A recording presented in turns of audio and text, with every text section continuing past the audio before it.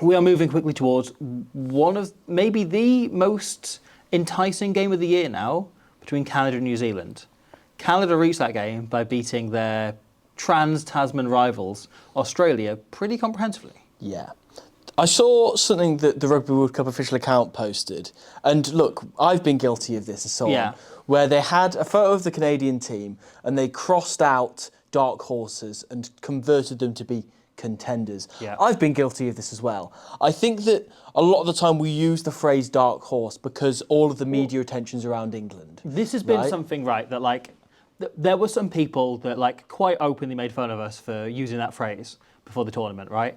And my thinking was always, at that point, you would have given England, New Zealand, before the tournament, between them, a 90+% chance of, and in men's World Cups, right, Argentina probably have like a less than 10% chance of winning it. So you call Argentina dark horses. Yeah. Even Argentina made the semi-finals, right? And like, that was always my thinking, is like they have an equivalent chance to Argentina or someone in the men's. Despite being the number 2 ranked team in the world. Yeah, despite the fact that they are probably second or third to win it, just because those other teams are so dominant, right? So kind of like, in my head, you're going like, well, the chance of them winning it are the same as a dark horse. Yeah. It's just that we're in this weird situation. I realise I shouldn't have used that phrase before. But, hey. But, you know, it still mean anything, do they? Yeah, it's one of those things that, as I say, like, I think, part of it's because all of the attention is on England and all the attention is on New Zealand. They're the Brumby of the tournament. Yes. But with Canada, I think a part of it is down to how they play and the fact that it is their game plan that gets them up to like a world-class standard, as well as the fact that they have so many athletes who are 10 out of 10s at performing that, a game plan that wins international rugby, and that's what they are, rather than necessarily just a team of superstars. They're a team of people that we should talk about as superstars. And I think often that a lot of people, ourselves included, can be guilty of not doing so. Well, so here we are with a game where we can illustrate that. I think there's this interesting thing going on with this tournament, to talk a bit wider. But you have, in these semi-finals, there's this conversation going on at the minute, right, of like, what is the best way to approach professionalising women's rugby, right? And you have the England model, which is to throw money at it, to throw the best people in the nation at it, and try and get like performance pathways, try and get like youth set up, try and get like strength conditioning, dietitians, everything, professional clubs, give everyone the best possible chance to succeed in the way we have seen, like successful men's teams do, right? To emulate that system. You have New Zealand, who are doing something very different, which is just like you find the talent and you give them freedom, right, within that. Both from the ground up. Yeah. Because they're a rugby mad country. But then you also have the Canadian model, which is completely different. And that is to find individual athletes, get the best coach possible to get the best out of them, but then like all their players go and play in England and France, right? So like they have no professional pathway at home. They have the funding in place, and a lot of that was kind of crowdfunded. And I think a lot's been made of the fact they had to raise, $1 million to try and send them over here. The truth was, right, they've always been doing this, and all the other nations are probably doing a level of this. They did it directly crowdfunding rather than going to private investors or whatever, as other countries have in past. And also, right, we've seen other nations be like, no, our union's sending them out.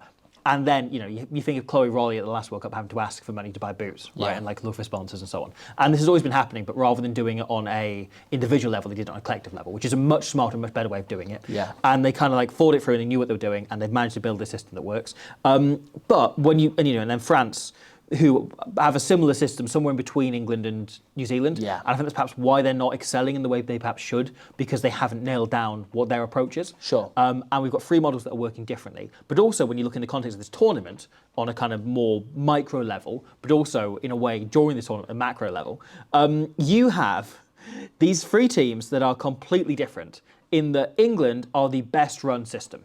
They have a game plan that is efficient. They have the best coaches in place. They have the players who have been raised and drilled to like reach the absolute top of their ceiling. Like their program is exceptional and is creating fantastic rugby players. You have New Zealand, who are like almost entirely talent, and they just have the best players, right? You have Canada then, who have the best coach, and are the best coach team in this tournament, I think by a distance. He has then drilled that down to make them into the most rugby smart Yes. team in this tournament, and they are the most intelligent. Then you have France, who are Pauline Bourdon-Sansus, Yes. and are building it on the play of having like maybe the best player in this tournament, or right, certainly up there. We'll talk about another contender, the other contender for that, like between 1 and 2. And they're 4 very different approaches. I think France is the least sustainable, Sure. as we've seen repeatedly. But I think it makes Canada's approach really interesting because you kind of can sustain it if you can lock Rouet down. And he's going to Saracens next season, but he, as I believe, is planning to come back to Canada and run that system in between. Yeah. But he's just spending some time there to like learn a different system and look at some other players and so on and other ways of playing the game. But Canada's game plan, which is what they are built around and why they work, is so efficient. And I think this performance against Australia was the one, and this happens all the time, right? And it happens including teams that don't want to win it, but we have a moment during it going like, am I watching the World Champions right now? Yeah. And I had that with the Black Ferns against Ireland the previous week, and I had that in the quarterfinal against Australia here. The knock-on effect of that, what you just said about Kevin Rouet being the best coach in this World Cup, which I think is an entirely fair thing to say, the knock-on effect of that is it means that he generates the best players in this tournament, and that is obviously on a par with the Black Ferns in England, as we talked about before, and indeed the system, in terms of what England run. It's a less conventional system than what England run, but it's so effective. We talked before we were on air, when we were each watching this game back, I physically have to watch every try they score 3 times, just to figure out what's happened, because my eyes genuinely can't keep up with how fast they play. They play faster, we've mentioned this in other videos, but like faster than any other team in the world, men's or women's. Like club, international, any level. No one has the ruck speed Canada do. They are looking at almost half what the top men's team in Scotland men. Yeah. They're looking at a second lower. The second lower. But that is dropping it from like 3 seconds to 2. Like 3.2 to like 2.4 or something? Yeah, like 2.19. 2.19. Okay, right, so it's just over a second. Yeah. Which is crazy. That's pretty a third coming off. Yeah. Which is insane. Yeah. Every time I watch them, my eyes aren't used to that. As somebody who's been watching rugby for 15 years now, seeing a team who play that unbelievably fast, because it's so easy to miss what's happening. France men's style, like pop off the floors and offloads and like, that is a way of generating faster ball. Canada aren't doing that. That's not a part of that stat, at least. When they do it, it doesn't count as ruck speed because there's no ruck, so you can't count that. So, watching this game against Australia, once again, they just took it up another notch, and so many of the tries they scored were just because Australia physically couldn't catch them, And I think, so you look at the first try, right, finished by AJ Hogan-Rochester, who has been like, in a way, kind of captures what the Canada team were all about, right? In that she came into this tournament 4th choice, right? Behind Corrigan, behind Bermudez, behind Farries. She was the other winger. She then came in, and now she's the first name on the team sheet. I would argue she was first choice regardless. I don't know, but injury, but you had she was given a chance through an injury to Bermudez. Yeah. Came in and has more than taken a chance. 100%. Right? And that's what this Canada team were all about. You look at, Claire Gallagher hasn't played a minute this tournament and was outstanding against Ireland, but they give Taylor Perry a game. She keeps the shirt. Right, and it's what they're all about is no, you have to wrestle the shirt off someone to get it. Yeah. And she takes it incredibly well. However, it's just it's such a smart bit of rugby. So the way in which they manage to, everyone is always setting into position. Something we talked about when we did that video on them, right? Where they're always lining themselves up with space, with gaps. Like they're not thinking in terms of where their support is, where their game plan is. They're thinking in terms of 2 things, right? One is time. There was a really interesting comment on the video a few days ago saying this is interesting because I just think there's a Canadian thing. Is no one talks about the distance. No one goes miles or so. And they say it's 2 hours away, or they say it's a 10-minute walk away. And it's I never thought about it. It's such a Canadian thing. I never see anyone talk about distance in Canada. And I thought that was an interesting take on it. But they think in time and they think in space, right? You're never thinking, have I got support here? They line up opposite gaps. And we see that with Crossley here. She lines herself up where there's the biggest gap in the space, right? And it allows the pass to hit her and her to just go straight into it. Yeah. And you've got then 2 other players standing in directly left and right in the gap. Yeah. And it means that there's no defender is oh, my man, my woman, I don't know who it is, right? It's you've got a conversation going on with the Australian defence where they're going okay, who's watching Crossley, who's on this, allows her to go straight through. She gasses Leaney on the outside here as well, which helps, because Desi Miller has 2 women to mark here. And Asia Hogan-Rochester, as Wales learned, is not somebody you want to give an open run down the wing. And indeed, as Australia are about to learn. Yes. So she eventually gets tackled, eventually gets brought to ground. And this is the thing that I'm obsessed with in this try, right, is Sophie de Goody. Yeah. So the best scrum half in this tournament is Pauline Bourdon-Sansus. The second best might be Sophie de Goody. I know what you mean. We've seen it a few times. There was another time in this game where she made a clean break off coming in at 9 and like throwing a dummy and going through. Yeah. Justin Pelletier, outstanding, has been brilliant. But as, you know, Mo Hunt, whoever else, her instincts here are not those of a second row forward, right? So, any other second row in the world, and I'm talking like right down to like third team level, right through to Ebenezer or Abby Ward, or like, you know, the best second rows in the world, right? Any other second row than Sophie de Goody locks over that ball and goes, okay, there's a player flopping on it to win this, I'm cleaning it out. De Goody doesn't. De Goody plays it like a scrum half, because you can play every position at once. And she just goes in and pulls the ball out, right? There's no thought whatsoever. She doesn't even bend down or look to go in and support, looking to go in and clear out. She thinks we can play even faster. So instead, the ball is in and out in a second without a single player needing to go into the breakdown, allowing her to then break down the short side and free Hogan Rochester to run in and score the try. And typically as well, because of Crossley's break previously, Leanie is the only player on her feet on this blind side here. Maya Stewart's been taken out of the game, so they don't have anybody who can combat the actual raw speed with ball in hand, like the physical speed of the humans as opposed to the ball in this. And you look at like Julia Shell's tries, exactly the same thing. They get the ball wide, Miller ends up getting tied in, contests this breakdown, Shell just picks the ball up and puts it down in the corner. Like it's so simple to them. And another part of this is the knock-on effect that has on every other part of the game plan. So you look at this setup here, and this eventually leads to another try. Shell comes in as the scrum half, simply because she's the first woman there. Yeah, she's the closest. And I love this about Pelletier as well, because she's so fast to every breakdown. But if she's not, she will just step out of the way and let somebody else do it, and anticipate the next breakdown, and just get there nice and early. I love that she does that rather than the Bourdon Sassous thing of filling in at 10. Right. But she's always thinking bigger picture. She's thinking about upping the speed in a moment's time rather than right now. Yeah, 100%. There's a real like security to it, you know.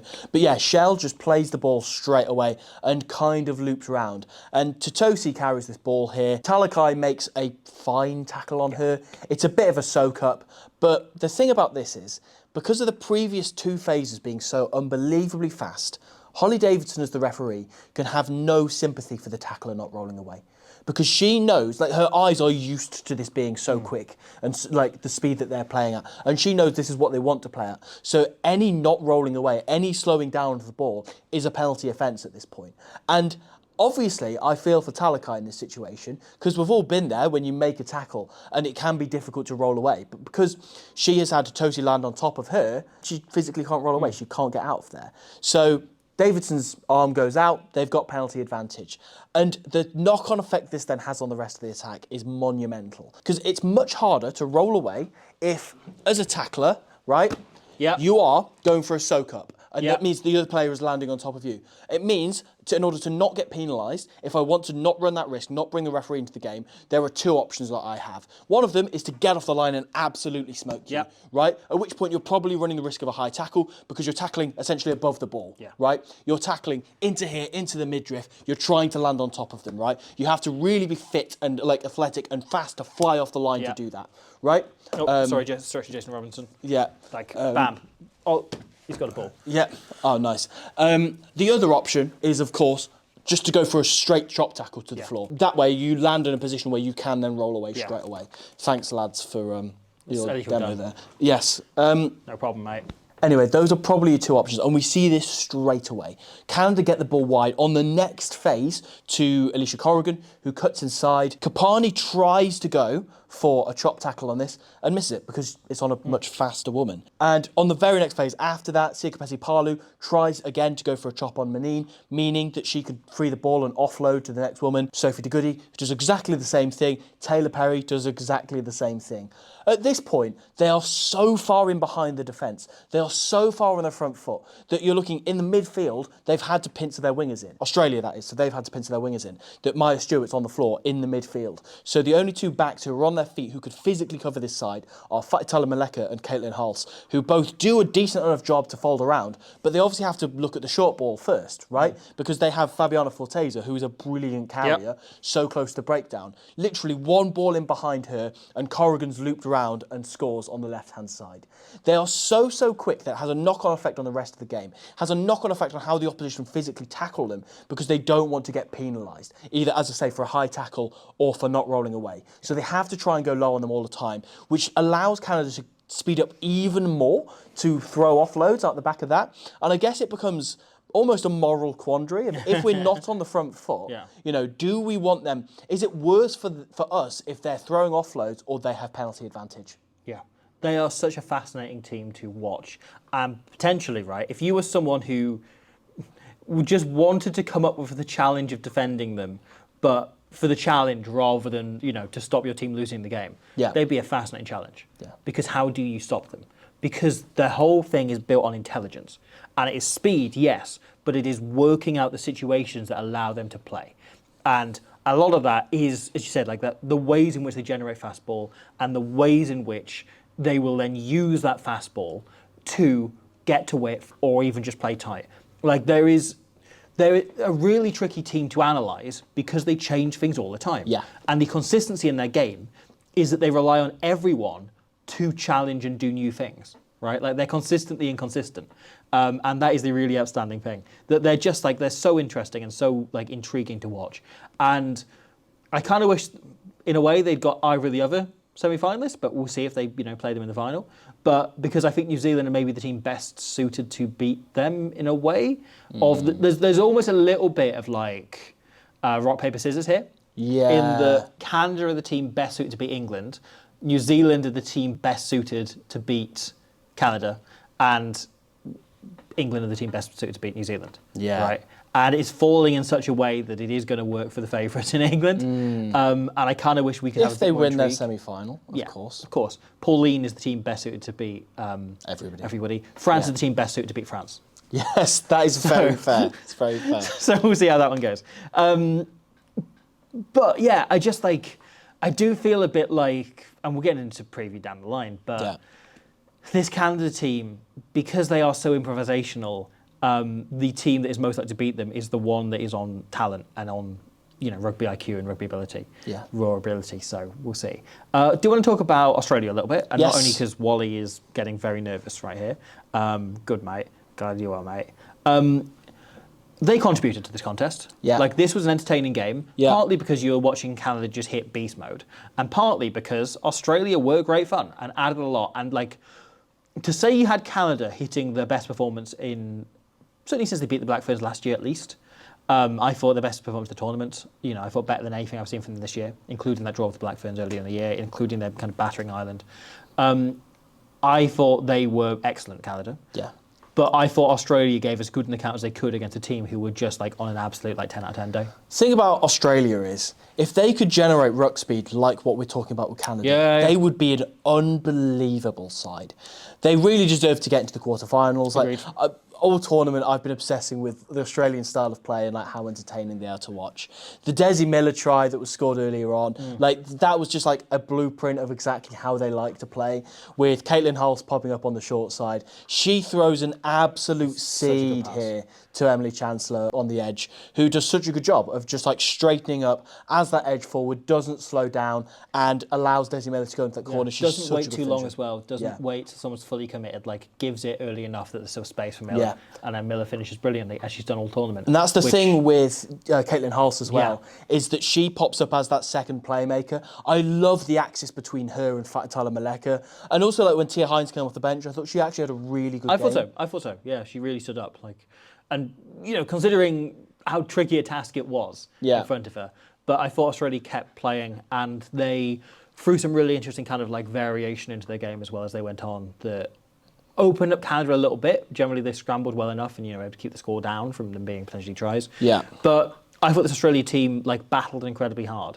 And if Canada played like they had against Scotland or Wales, where they were good, this game is much closer. But instead, Canada are kind of hitting their straps at the right time.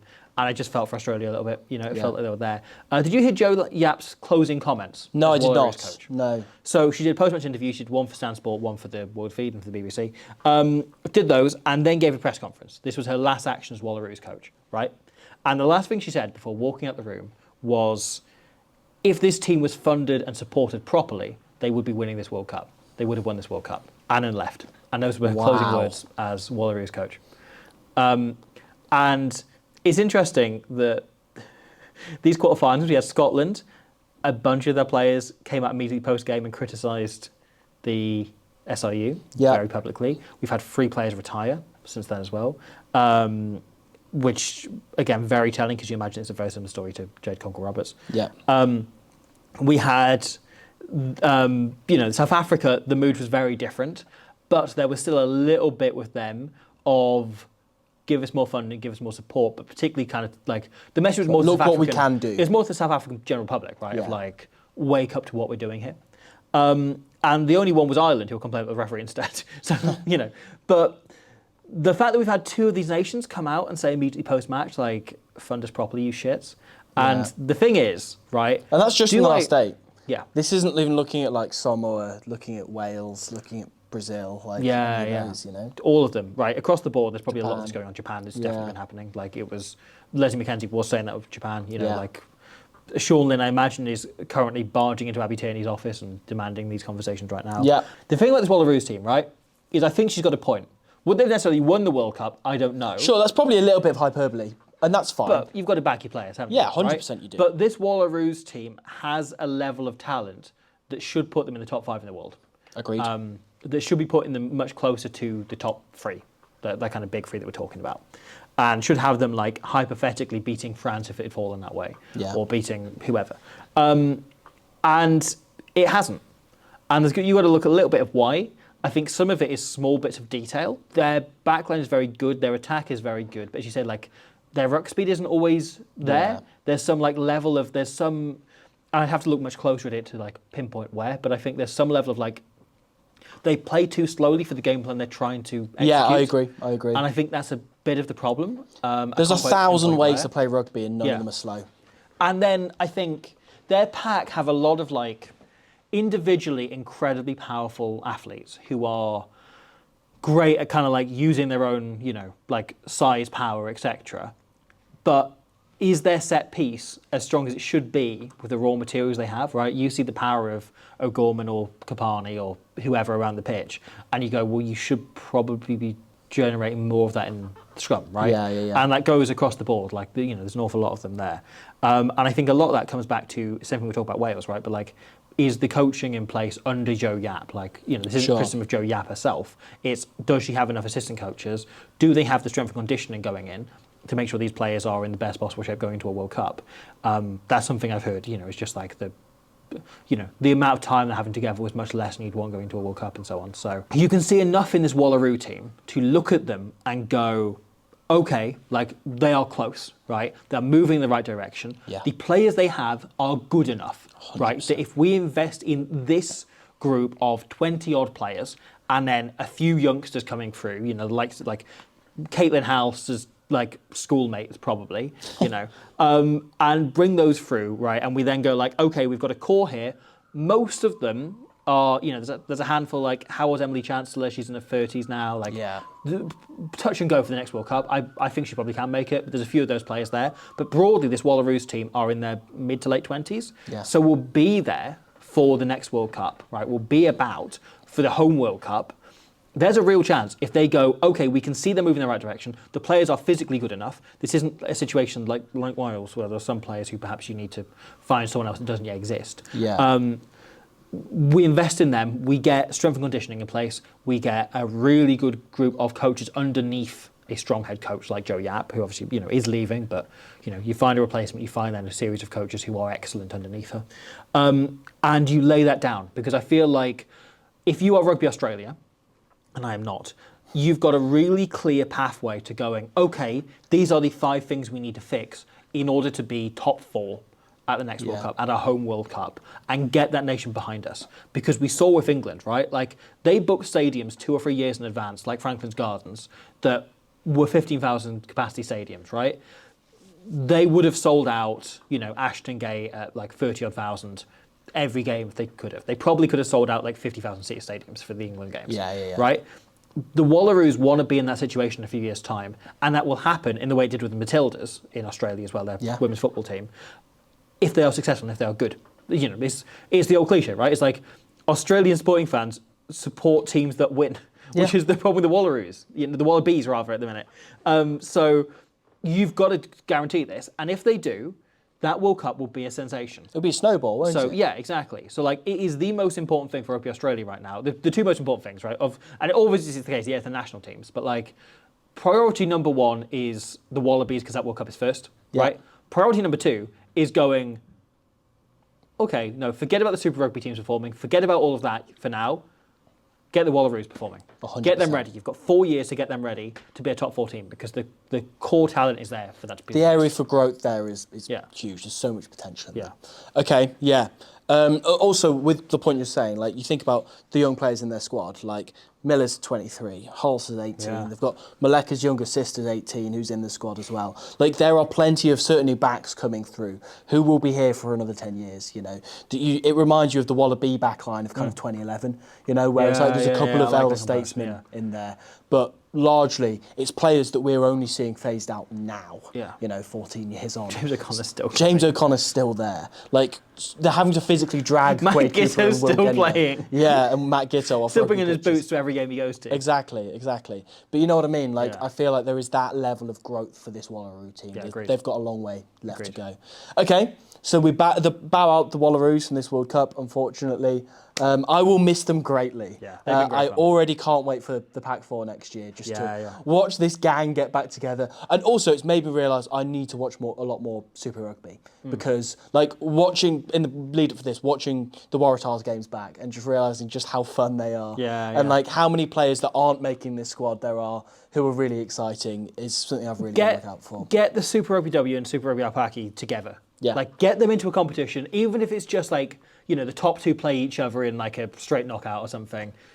I need to see that. Yeah. I need to see that. 100%. Make that into an event. 100%. So, unfortunately, it's a farewell to Australia. Yeah. We are going to talk more about Canada. Yes. We have a lot more still to say on them Yeah. because they are dead good at Yeah. rugby. And every time I watch them, I'm learning more and more. Not about them, but about rugby, about as the sport. Right, yeah, no, you're right. Which is crazy. You're right. You're right. They are the best and most interesting team that's come along since Rassie Erasmus South Africa in 2019. Yeah. I think so. If not... Yeah, but like I think that's the comparison they're in, right? It's like that Springbok team revolutionised the game by coming up with new ideas on like completely new way of defending and then like re-updating ideas from the 80s in terms of how you use your forwards and so on. Yeah. And they're doing the same thing with attack, this Canada team. Like they are, like I say, up there with that 2019 South Africa team in terms of how they're changing the game. And it's fascinating because you've got like the Black That Ferns. South Africa 2019 team, what did they go on and do? Yeah, they weren't bad, were they? They won the World Cup twice. And I think the question will be, which we will answer soon, about looking at the Black Ferns in England, whether they can compete with people who are doing things that we have known make good rugby teams for a long time and doing them near flawlessly. Yeah. And that becomes such a fascinating, I was going to say subplot, it's the main plot of this World Cup. It's the main plot. It's the main plot now. Now Brazil are gone. Yes. Okay, percentage game to finish off. Oh. Right? Canada's chance of winning this World Cup, where are we feeling it? It's gone up. Up or down? It's gone up. We put them at 20% last week. Okay. Are we saying higher or lower? And whose chances are they eating into? I guess, like, let's be fair, they're eating into the Black Ferns' chances because those two have a straight shootout in the semi-final this week. So let's be fair. No, but I also feel a little bit like... I still think the Black Ferns are favourites for that game, but if Canada win it, I would give them a stronger chance against England. Same thing, as we said before the tournament. Should we finish answering this on a preview? Okay. My instinct is 5% off England onto Canada. Sure, I'll just do that. So as a England at means of 35, spiking England, New Zealand at good. 30, Canada at 25. Sure. That's getting much more even than it was when it was 90% England at the start of the tournament. What a World Cup! What a World Cup! It's been so good.